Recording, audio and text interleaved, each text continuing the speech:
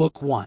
To say the truth is easy, but to make it plausible is difficult. Chapter 1. To everybody. Introduction. Today, while children routinely use computers with great skill, when we can program our mobile phones and VCRs and surf the net, it is most distressing that we are not aware of how our own bodies function. We do not need a detailed knowledge of biology. We only have to pay attention to the causes and connections which may play a key role in decreasing the probability of tumor development. In this chapter, we wish to outline the development and treatment of cancer, as well as the possibilities provided by deuterium depletion. For those without a deep knowledge of biology, medicine, or molecular biology, we do not intend to convey knowledge difficult to understand, but we definitely aim to answer some simple questions and to make it clear that it is possible to improve our chances of avoiding and defeating tumorous diseases. On tumors in general, what is cancer? It is difficult to define in everyday terms what the disease called cancer actually means. Strictly speaking, cancer carcinoma refers to malignant tumors originating from epidermic cells only, but commonly this word refers to all malignant tumorous diseases. A common characteristic of malignant tumorous diseases is that they originate from a single cell, and after a certain period of time, which can be as short as several weeks but typically develops over a period of 3 to 5 years, a group of cells comes into being which significantly differs from its environment, both in function and structure. Its most typical feature is in control division, resulting in these cells branching out from the basic tissue and growing into surrounding tissues. Cells detached from the tumor get into the blood or lymphatic stream, and thus to other parts of the body where they settle and proliferate, creating a new tumor metastasis, or, in the case of hematopoietic disease, flood the bloodstream with a mass of immature blastoid cells. On average, it takes 4 to 5 years for a single cell to grow into a tumor of 1 centimeter, detectable with present-day diagnostic devices. At this stage, more than 10 million cells comprise the tumor. The insidiousness of cancer is, primarily, due to this fact. During the first 4 to 5 years, when the size of the tumor cannot be detected and the patient may be totally free of symptoms and complaints, numerous cells can break loose from the tumor if one of them successfully settles in some place in the body. In a further 4 or 5 years, the patient may develop another tumor even if the primary one was removed years earlier. This is why we consider the 5-year symptom-free period of tumor patients decisive, because if no tumor appears within this period, it can be assumed with great probability that with surgical and other treatment, all tumorous cells in the body were successfully eliminated. On the basis of these facts, the course of the disease might seem predestined or inevitable, but luckily this is not quite the case. A tumorous cell must fight for its survival just like any other living being in nature. The defense system of the body strictly controls the continuously developing malignant cells. Health is a dynamic state of balance. Disease appears when this balance is upset and becomes unstable for a longer period. It is most important to strive in the course of our lives to prevent our physical and psychic balance from becoming upset. If, however, the tumor has already developed, we should try to do everything possible to restore the balance in our bodily processes. Why do tumors grow?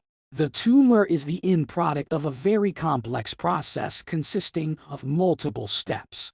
Imagine a normal, healthy cell as a ball resting in a small recess on the side of a hill.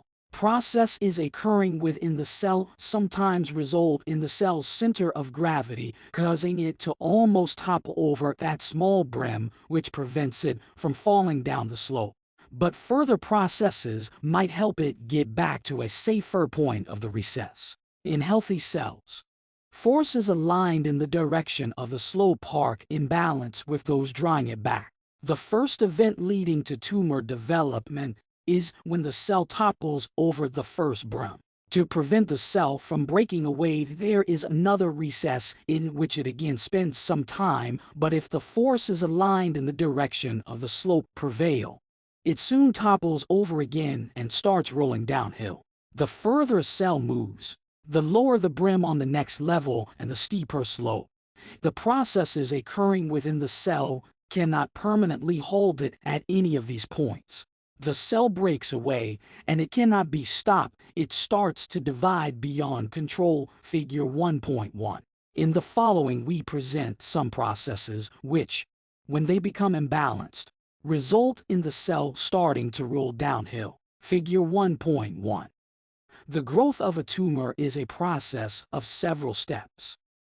The picture of a slope demonstrates how a cell becomes more malignant in the course of several years, until, losing control, it breaks away and rolls down the slope where nothing is in the way of its division.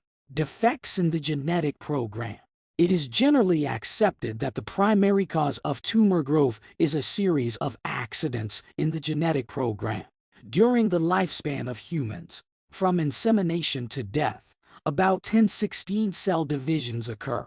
Every cell, almost every, to be exact, contains a genetic program consisting of 3 billion letters.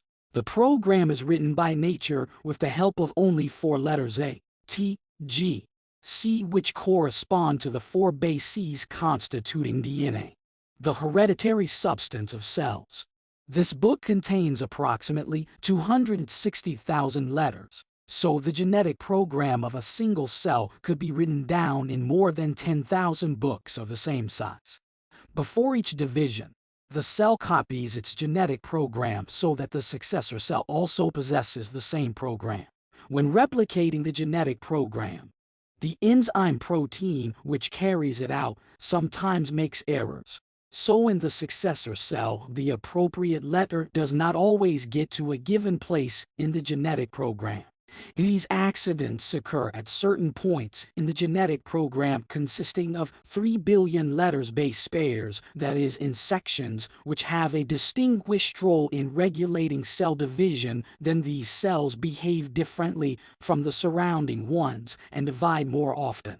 This can result in the cell group outgrowing its surroundings, the visible appearance of which is the tumor itself. Life could not have reached its present degree of complexity had the so-called repair mechanisms not developed, whose task it is to immediately correct the errors in the replication process. Thus, the net balance of actual genetic defects can be defined as the result of the number of occurring errors and the efficacy of the repair system. This works so well that while during the copying of DNA 1 error occurs in about every 1,000 letters, thanks to the repair mechanism, the frequency of defects in the whole of the DNA copy is less than 1 from among 1 million bases. This means that out of 1,000 defects, only a single one cannot be corrected by the cell.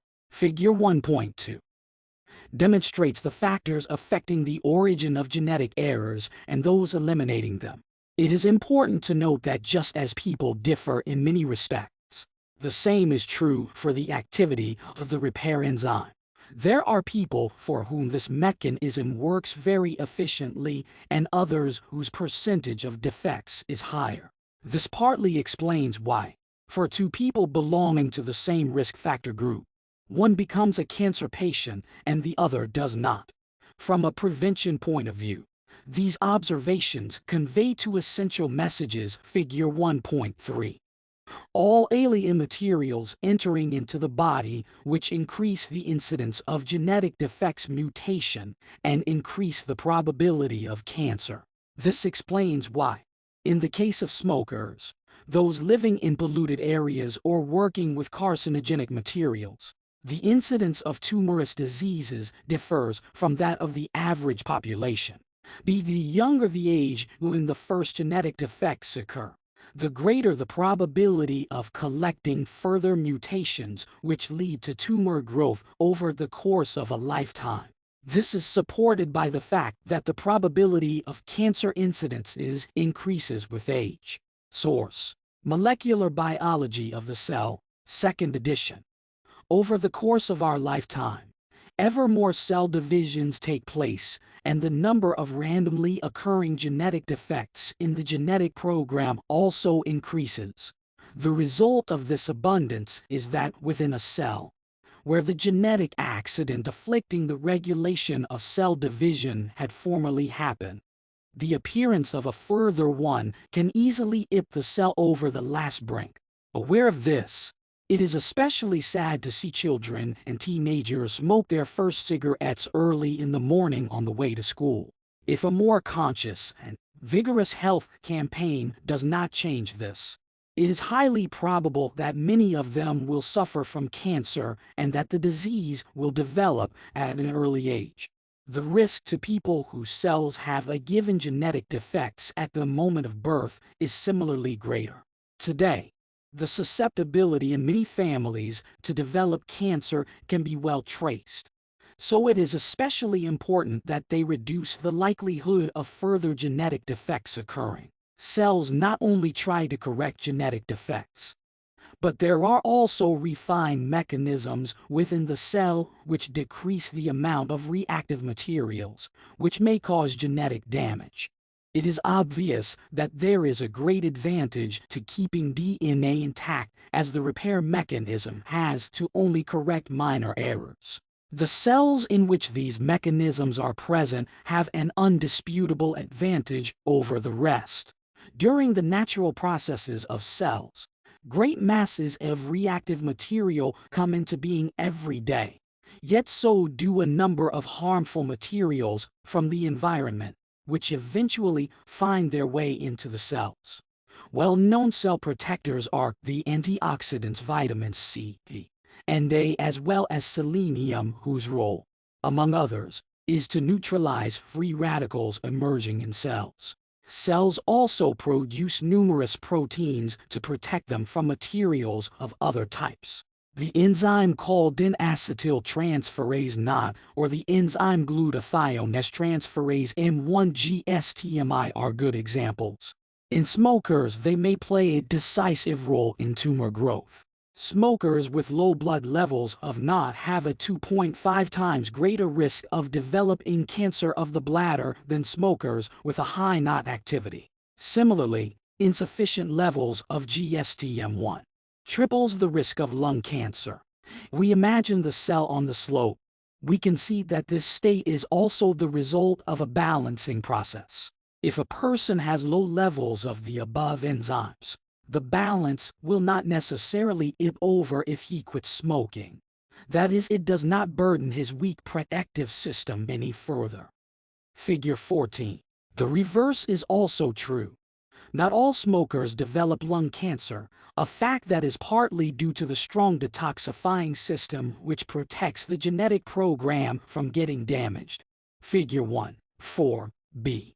Unfortunately, it is also true that the cell cannot remain on the slope of the hill if its weak detoxifying system is bombarded by a mass of reactive molecules. Figure 1.4c. The process of the cells turning malignant. As mentioned before, in the course of DNA replication, genetic accidents occur with certain frequency, and their number further increases if the cell is exposed to harmful materials and or if the detoxifying system of the cell is weak.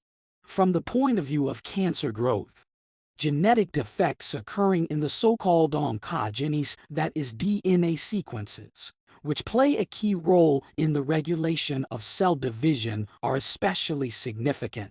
Researchers have found, however, that the appearance of oncogenes does not necessarily mean the appearance of a tumor. It has also become clear that not only do oncogenes exist, but genes as well, whose activity suppresses the activity of oncogenes. These are the tumor suppressor genes. In fact, tumor growth can be traced back to disturbance in the information processing of the cell. Normally, the cell divides when it gets an external signal to do so, with the help of the binding of a growth hormone. encouraged by oncoproteins, proteins produced by the cell on the basis of oncogenic codes coming from a defective genetic program. Tumor cells may lose their dependence on growth factors. One way for this to happen is that the cell itself starts to produce the growth factor, flooding the surrounding cells with it. This way it stimulates its own division. Another possibility is when the so-called receptor, which binds growth factors, changes as a result of a genetic accident. From then on, the receptor starts sending messages to the inside of the cell as if it had received an order to divide, even though no binding of the growth hormone ever occurred. The functioning of suppressor proteins is not as clear as that of oncoproteins, but it can be stated, in general, that these proteins suppress signals stimulating growth. Naturally, the above are not the only two proteins active in cells. There is also a complex system of numerous other proteins. Their task is to detect, convey, and process the mass of signals arriving every moment from the environment, to consider the force and direction of the signals, accordingly, to trigger or suppress cell division. Proteins cooperate with each other and harmonize decisions. It is also obvious that we can speak of cooperation and, through it, the maintenance of balance only as long as the tumor suppressor protein is present. Figure 1.5. A decisive point in the appearance and growth of a tumor is when the cell loses one or more of its tumor suppressor proteins. Figure 1.5b. Figure 1.5. The effect of oncogenes arising through mutations is counterbalanced by tumor suppressor genes A. The balance tips over when, by mutation, the cell loses its tumor suppressor genes. To B. Apoptosis will not start. It is easy to see that the net proliferation of a given cell group is composed of two factors: how frequently new cells come into being and how frequently old ones become extinct. In healthy tissues, this process is balanced over the course of a person's lifetime. This is possible because a cell not only has a very exact regulating system to trigger cell division, but also one to regulate when it should die. Scientists call this process apoptosis or programmed cell death, because the program drives the cells to commit suicide. We have mentioned before that in the course of DNA replication, errors may occur in the genetic program with a certain frequency. Our body protects itself from cells carrying multiple genetic defects, so that after a certain number of divisions, the cell destroys itself, thus freeing the body from possible later tumor cells. Unbelievable as it may sound, cells possess a counter which signals how many times the cell has divided, and if this number reaches a critical value, the suicidal program starts. Within a short time, the cell falls apart and disappears.